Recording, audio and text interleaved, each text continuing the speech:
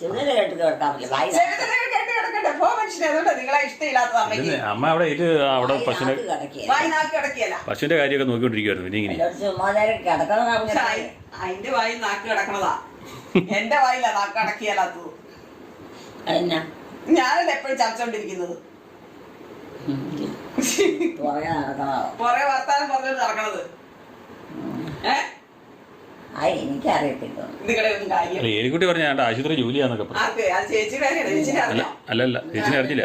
ഇങ്ങോട്ടേ പോയില്ല. ഏലിക്കുട്ടി ആശുപത്രി ജോലിയാണ്. പുറകെ ചലിച്ചോണ്ട് കിടക്കുന്നോണ്ടാണോ അമ്മേ? അന്തോ ബന്ധമില്ലാതെ ആണോ എലിക്കുട്ടി? ഒരു വൃത്തിയായിട്ട് ഈ അമ്മയുടെ പുറകെ ഇങ്ങനെ നടക്കുന്നോണ്ടാണോ അമ്മ ഇനി ഇങ്ങോട്ട് വരുന്നില്ലെന്ന് പറഞ്ഞേ? എന്നാ ഇങ്ങോട്ട് വരുന്നില്ലെന്ന് പറഞ്ഞതേ ഇതിങ്ങനെ പുറകെ നടക്കുന്നോണ്ടാണോ?